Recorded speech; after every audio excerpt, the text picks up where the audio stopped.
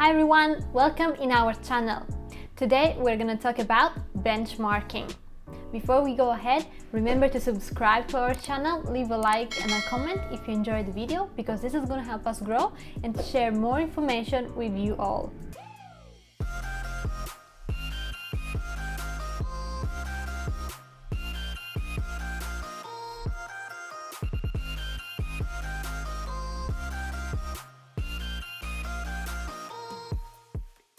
Moving forward with our topic, today we're going to talk about benchmarking.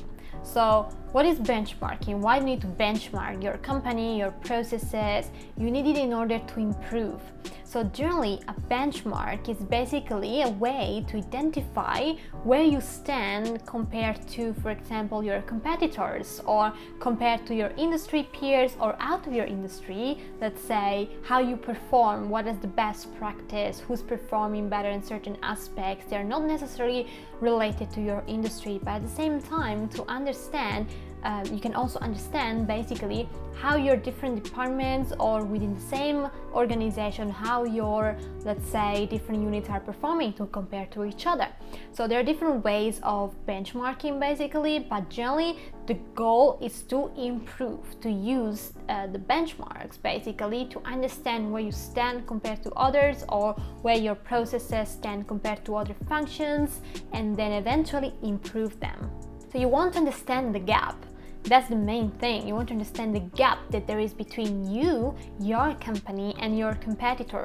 And of course, you need to get data to do that, right? You need to understand, well, how your competitor is performing. So generally, you mostly go to, let's say, consultants that are, let's say, knowledgeable, and they're actually doing this type of work, like benchmarking, for years, and they have the knowledge. They also have their own database they can compare you with. So it's going to be way easier. Of course, it's costly, but it's going to be, let's say, something that helps your company to reduce costs or improve efficiencies, processes, and productivity over a longer period of time. So it's a short time in, let's say, investment, but it's going to help you in the long run. So let's look at the different types of benchmarks, like what you can do, like let's say, how do you start, So the first one is generally an internal, let's say, comparison. So it's like internal benchmark, where you, for example, in terms of logistics, let's look at the logistics point of view. You may have multiple fulfillment centers, or you may use multiple carriers. Well, in that case, it's still you, it's internal, it's within your company, but you're comparing the same type of processes among different, let's say, I don't know, departments or sections or anything like that. So basically, in this case, we're going to compare the efficiency of your fulfillment centers.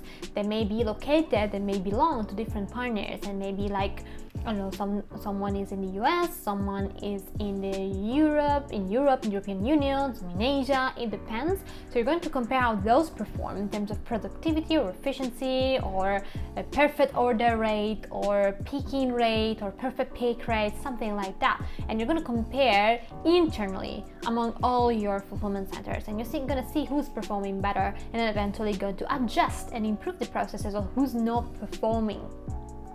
So in that case, it's an internal benchmark, and you should generally start from there, because you need to understand if you're aligned internally or not, and then eventually improve. And once you improve that, you can look externally, and you can look at something that is more strategic, and then eventually you can move forward to something that is more of a comparison with your peers, with your competitors.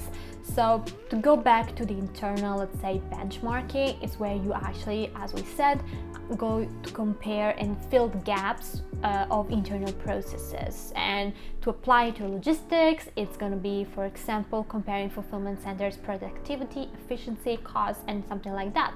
And then eventually you try to improve. So the target is always to improve, always to bring everything at the same level and reduce the gap compared to who's performing better. And then there is what is called external benchmarking, let's say external benchmark, and it's also defined as strategic benchmark, and it's going beyond your industry. So you're not comparing yourself to a company similar to yours, you're comparing to a company that is in a different industry, for example. And in that case, you're actually trying to get let's say, best practices and see how you stand in terms of performances, more of a business type of performances rather than maybe logistics, I would say. But this is still good because it's going to enable you to understand where you stand in, let's say, in comparison to other industry and to companies worldwide. You know, when we talk about the biggest company in the world or the millionaires, you know, they belong to different industries, but you're still going to compare, right, themselves. I mean, they're still going to compare. Like Amazon, for example, is going to compare to Microsoft or Google or I don't know, anyone else, right? They're maybe in different industry, right? And you can compare, different industries, but they're still leaders, right? You want to understand how can they be so productive, for example, or so efficient. So you're going above and beyond to understand where's the gap. How can you be better at your processes, efficiency, productivity, or anything else? This applies literally to benchmarking, can apply to anything, because it's still somehow the target is to reduce the gap and see where you stand and compare to others. And then you have the competitive one. So competitive benchmarking, it's let's say what everyone wants to do is basically compare themselves to their peers in the industry. So they want to reduce the gap with their competitors. So that's also something that you generally go to consultants or companies that do purely benchmarking.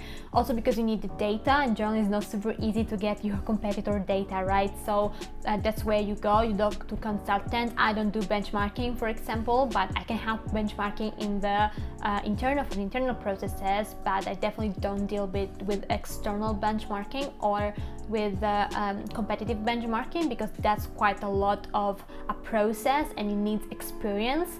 Otherwise, if you don't use some standardized metrics along the entire process, then it's where you have problems, you have errors, and then you can't really understand where is the gap. So the first thing is understanding the gap between you and your competitors and improve it. And eventually, like in this case, you're literally comparing yourself. But let's say that baseline is always the same. You need to understand what you want to be compared with, like not the company you want to be compared with, but what. Like you need to identify what you want to improve. What do you think is not working in your company, And eventually there are companies that maybe they think they are the best, and when they do benchmarking, they figure out they're not even on average compared to their competitors or the industry, let's say, how it should supposed to be, the industry benchmark. Then a lot of people talk about industry benchmark, but do you even know how long it takes to do that? When you talk about, I want to make sure that those results are the same as the industry benchmark, but who knows that, right? Like you can search on internet for sure, was a common, but maybe you don't find the industry benchmark, you just find, let's say, the benchmark for that specific process, for example. So it's quite of a, let's say, it's always a question mark. You can't say for sure what's the industry benchmark unless you do, and let's say you go for a benchmarking process, right? So I think most of the times when we talk and we say when we are negotiating that, okay, I want the industry benchmark, bare minimum, we need to meet the industry benchmark, but who knows that, Like, do you even have an idea on what's the industry benchmark when you ask for it? That's my question, and the main question, I would say. And then eventually, yes, there are a lot of things that you can find on Google. There are reports that you can find with industry benchmarks and metrics that you can follow, you can just look at. There are those reports that you can just purchase, that research company or benchmarking company issue a release. But eventually, if you really want to understand where you can improve, you still need to go to a consultant. And eventually this is going to help you to improve the process. So now let's look at what is needed to, let's say, do some benchmarking basically. So first of all, you need to understand what you want to benchmark. Like, what's a process? It's a process. Is what do you want to fix? Let's say, where do you think there's a problem or something that can be improved? So that's the first thing. You need to have clear ideas in mind. Then you need to identify the metrics, but this is generally something that the consultant will do for you. So metrics needs to be standardized, but overall, as I said, if you go for a consultant, the consultant will already figure out that for you.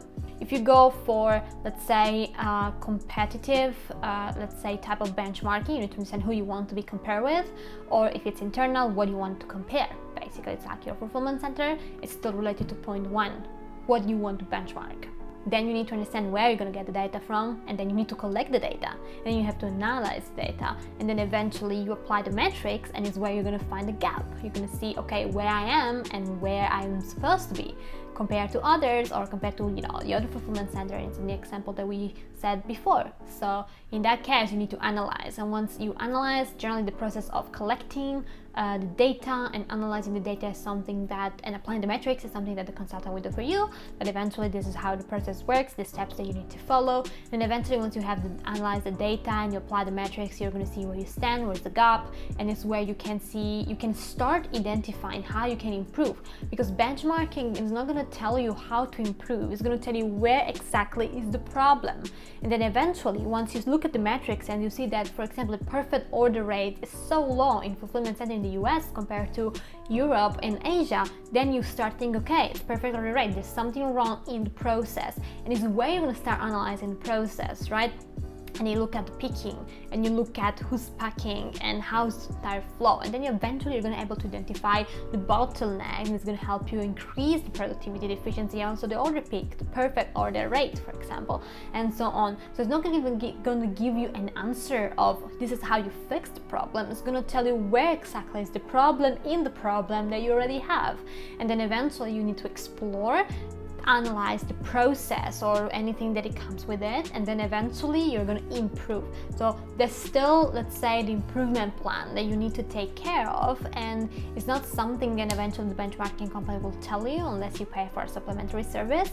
You need to also figure out pretty much yourself. Like, you need to understand, let's say, analyze not only the metrics, because once you look at them you can already have an idea of where you stand and where is the problem. Is perfect order rate is very low in one fulfillment center? Well, let's look into it, and let's look into the process, and then how we can improve it. So improvement plan is basically the last step, I would say, but then you need to also reiterate. So once you have the improvement, then it's where you kind of try to bring up again the entire, let's say, process. So now that you fix, for example, the US fulfillment center picking rate or perfect order rate, is where you're gonna try to elevate. If you reiterate and you start again to then, elevate all the 3 fulfillment centers to a better performance, and not only bringing up, let's say, the US. So now we have EU and Asia here, US here, then you bring the US up to the same level, but eventually we still want to keep improving all of them, right? So this is a continuous process, but eventually benchmarking, it was gonna help you understand, let's say, where you are not performing and how bad you are performing or how good you are performing compared to your competitors, compared to other departments within your company, or compared to other industry leaders, because this is what you want to look at. You want to look at the leaders and you want to try to be one, right? So that's pretty much how benchmarking works. And as I said, most likely you're going to need a consultant. So there are a lot of companies out there. If you need some help, I can help you basically selecting some of them. If you need some help, just send us an email. You find it in the description. That's all for today. Thanks for watching. Remember to subscribe to our channel, leave a like and a comment if you enjoyed the video. See you in the next one.